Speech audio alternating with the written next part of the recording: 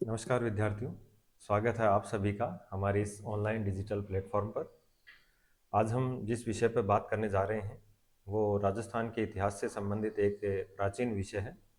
और राजस्थान के इतिहास की अगर शुरुआत माने तो वो इसी विषय से होती है, या हम कहें कि प्राचीन जो मानव है उसका निवास स्थान या जो अवशेष हैं उनका जो अध्ययन करते हैं वो हम सभ्यताओं के अंतर्गत करते हैं। तो आज का जो अपना महत्वपूर्ण टॉपिक है वो राजस्थान की सभ्यताएं हैं। साथियों, कई बार क्वेश्चन पूछ लेता है कि राजस्थान के इतिहास का या कालों का जो विभाजन है वो, या विश्व में जो कालों का विभाजन है वो किस आधार पर किया गया है। तो कुछ विद्यार्थियों का जवाब रहता है कि प्राचीन काल, मध्यकाल, आधुनिक काल।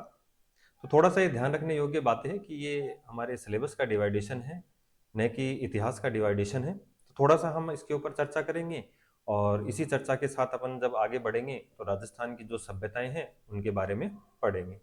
ज़्यादातर हम देखते हैं कि जो मुख्य मुख्य जो बड़ी सभ्यताएं हैं वो 4 या 5 सभ्यताएं हैं, और अन्य सभ्यताओं से लगभग जो कुछ एक महत्वपूर्ण बातें हैं वो एग्जामिनर पूछता है। तो उस दृष्टि से हम उनकी भी बात करेंगे। और राजस्थान की जो 4 बड़ी सभ्यताएं हैं, कालीबंगा है, आहड़ है, गणेश्वर है और बैराठ सभ्यता है, या एक बालाथल सभ्यता और चर्चा करता है कभी कभी एग्जामिनर इसके बारे में। तो हम इनके अंदर डिटेल से पढ़ेंगे और बाकी सभ्यताओं की जो विशेषताएं हैं वो उनके बारे में अध्ययन करेंगे। जैसे कई बार पूछ लेता है कि कालीबंगा प्रथम के नाम से किसको जानता है, तो सीधा सा जवाब होता है कि सौंथी जो बीकानेर में है इसको कालीबंगा प्रथम के नाम से जाना जाता है। या हड़प्पा सभ्यता की तीसरी राजधानी क्या है, ताम्रवर्ती नगरी क्या है, ताम्रजन्नी नगरी किस सभ्यता को कहा गया है, बनास संस्कृति किस सभ्यता को कहा गया है। अब कुछ जिलों में परिवर्तन हुआ है, जिलों में परिवर्तन हुआ है इसके कारण स्थल भी परिवर्तित हुए। जैसे पहले नीम का थाना सीकर में था, फिर नीम का थाना अलग डिस्ट्रिक्ट बनाया, तो गणेश्वर सभ्यता नीम का थाना डिस्ट्रिक्ट में हो गई। अब फिर वापस नीम का थाना डिस्ट्रिक्ट हटा दिया तो इसको सीकर में वापस शामिल कर लिया। तो थोड़ा बहुत परिवर्तन है, अपन उसके ऊपर भी चर्चा करेंगे और थोड़ा सा अपन इतिहास के ऊपर भी चर्चा करते हैं। तो देखिए, टॉपिक रहेगा हमारा राजस्थान की सभ्यताएं। टॉपिक है हमारा राजस्थान की सभ्यताएं। और देखो, सभ्यताओं के अंतर्गत जो डिवाइडेशन है वो डिवाइडेशन में अगर अपन पढ़ेंगे तो आप लोगों ने पढ़ा होगा, जैसे कौन सी पाषाण युगीन है, ये सभ्यता कांस्य युगीन है, ये लोह युगीन है, ये ताम्र युगीन है। तो वो जो डिवाइडेशन है वो हम इसके अंदर इस विषय पर भी चर्चा करेंगे कि किस प्रकार इतिहास का डिवाइडेशन किया गया है। तो उसको समझने के लिए हम अगर बात करें इतिहास का विभाजन, तो हमें याद रखना है कि इतिहास का जो विभाजन है वो कितने भागों में किया गया है। तो ये चीजें हमें याद भी रखनी है। जैसे हम बात करें, सबसे पहले जो इतिहास का भाग था वो प्राग ऐतिहासिक का। इतिहास का जो विभाजन है वो 3 भागों में किया गया है। एक था प्राग ऐतिहासिक का, दूसरा जो डिवाइडेशन है वो आद ऐतिहासिक काल है। इनकी विशेषताओं के ऊपर भी हम चर्चा करेंगे। और जो तीसरा डिवाइडेशन है वो ऐतिहासिक काल है। तीसरा डिवाइडेशन है वो ऐतिहासिक काल है। देखो, मानव की जो सभ्यता स्टार्ट हुई है उस सभ्यता को स्टार्ट से लेकर और अब तक को जो डिवाइडेशन है उसको 3 भागों में बांटा गया है। प्राग ऐतिहासिक काल, आद ऐतिहासिक काल और ऐतिहासिक काल। इनकी अलग अलग विशेषताएं रही हैं। इन तीनों कालों की अपनी अपनी विशेषताएं रही हैं कि इनका जो विभाजन है वो किस आधार पर किया गया, एक हम उसकी चर्चा करेंगे। जैसे कई बार हम जब पढ़ते हैं सिंधु घाटी सभ्यता का समय, तो सिंधु घाटी सभ्यता का जैसे समय आता है 2350 से 1750 ईसा पूर्व। यहाँ कंफ्यूज नहीं होना है, कई जगह पर आपको 2300 से 1750 ईसा पूर्व आपको सिंधु घाटी सभ्यता का समय मिलता है। तो इस समय को किस भाग में डिवाइडेशन किया गया या इस समय का निर्धारण कैसे किया गया। तो एक तो ध्यान रखना है कि जैसे C14 पद्धति, कार्बन 14 पद्धति है, इसके माध्यम से विभिन्न सभ्यताओं का या जीवाश्मों का कालक्रम निर्धारित होता है, और इन्हीं के आधार पर हम इन सभ्यताओं को बांटते हैं कि कौन सी सभ्यता किस आधार पर और कौन से काल की है। तो थोड़ी सी अगर हम चर्चा करें कि सिंधु घाटी सभ्यता इस समय की है तो इसे कौन से काल में निर्धारित रखा गया है। तो इसके ऊपर अगर हम चर्चा करें, जैसे प्राग ऐतिहासिक काल है, तो प्राग ऐतिहासिक काल का जो प्रारंभ है वो मानव इतिहास का सबसे प्राचीन, यानी कि मानव के प्रारंभ से लेकर ये चलता है। सिंधु घाटी सभ्यता की खोज हुई थी, जहां तक मानव के प्रारंभ से कहां तक हुई है, ये सिंधु घाटी सभ्यता की खोज हुई है। वहां तक प्राग ऐतिहासिक काल को माना जाता है। दूसरा अगर अपन बात करें कि जो दूसरा काल है वो कहां से, वो माना गया है जहां सिंधु घाटी सभ्यता की खोज हो गई, सिंधु घाटी सभ्यता की खोज से लेकर और वैदिक सभ्यता तक, वैदिक सभ्यता का तक का जो काल है वो क्या कहलाता है, आदि ऐतिहासिक काल कहलाता है। या हम कहते हैं लगभग 600 ईसा पूर्व तक का जो काल है वो क्या कहलाता है, आदि ऐतिहासिक काल कहलाता है। वहीं हम अगर बात करें ऐतिहासिक काल की, 600 ईसा पूर्व से लेकर और जो वर्तमान तक का समय है वो क्या कहलाता है, वो आदि ऐतिहासिक काल कहलाता है। यानी कि मानव का जब जन्म हुआ था, मानव की जो शुरुआती प्रारंभिक एज है उसको प्राग ऐतिहासिक के नाम से जाना जाता है। यानी कि मानव के प्रारंभ से लेकर जो सिंधु घाटी सभ्यता जहां तक खोजी गई थी उस समय तक का काल है वो प्राग ऐतिहासिक काल कहलाता है। सिंधु घाटी सभ्यता के बाद में वैदिक सभ्यता तक का जो काल है वो आदि ऐतिहासिक काल कहलाता है। और जो महाजनपद काल है, अंगुत्तर निकाय जिसमें 16 महाजनपदों का उल्लेख किया गया है, उसके बाद का जो समय है वो ऐतिहासिक काल में कहलाता है। अब इन तीनों में अंतर क्या है, सबसे बड़ी बात यही पूछता है कि इन तीनों में अंतर क्या है। तो आइए थोड़ी सी हम चर्चा करें इसके ऊपर कि प्राग ऐतिहासिक काल क्या है। देखिए हमने बात करी कि मानव की जो सभ्यता है उसके प्रारंभ से जो काल माना गया है वो प्राग ऐतिहासिक काल है।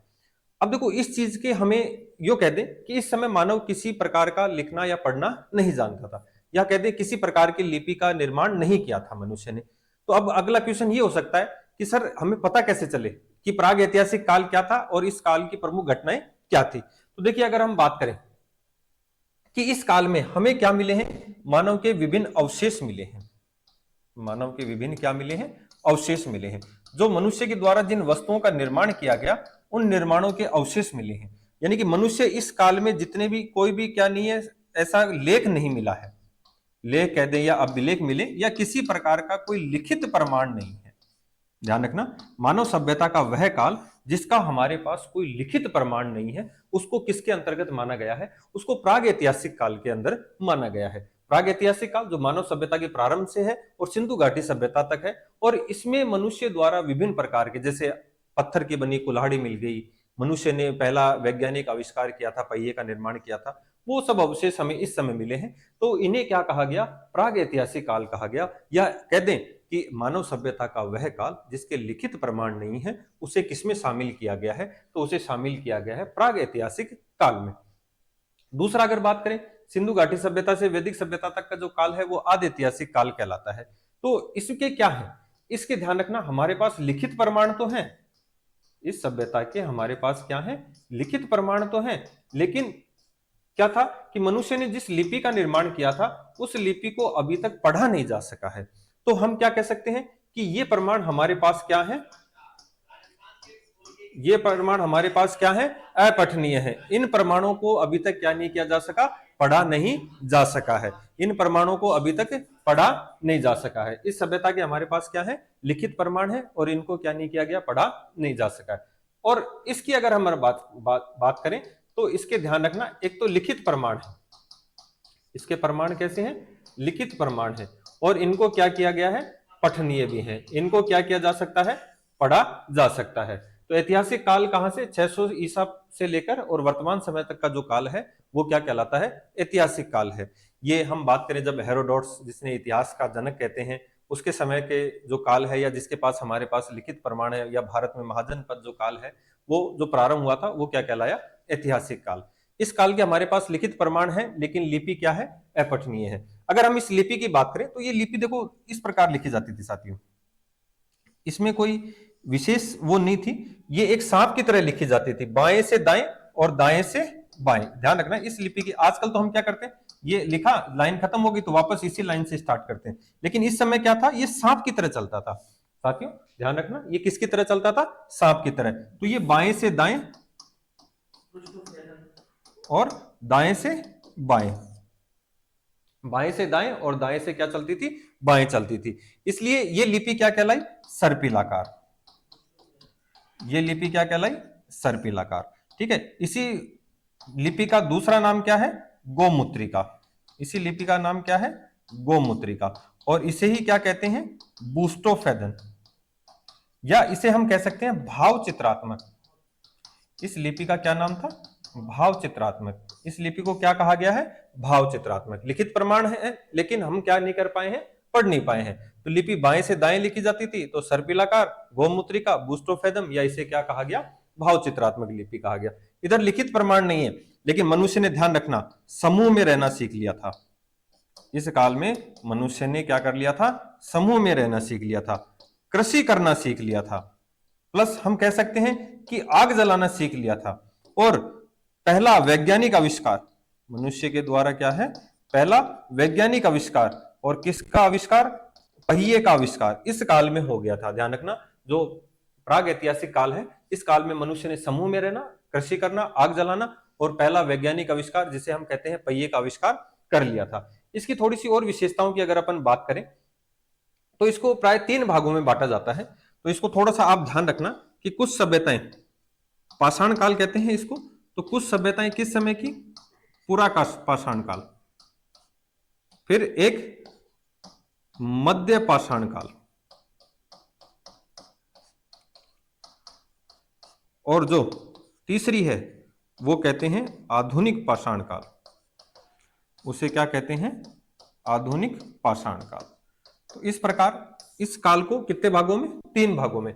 और मनुष्य के द्वारा जैसे हैंड एक्स है, जिसे पत्थर की बनी हुई कुल्हाड़ी कहते हैं, पहिए का आविष्कार है, छोटे छोटे जो हथियार हैं उनका निर्माण कर लिया था पत्थरों से। तो इस समय क्या मिले हैं, हमारे पास ये प्रमाण मिले हैं। तो इस आधार पर अपन इसकी क्या कर सकते हैं, निर्धारण कर सकते हैं।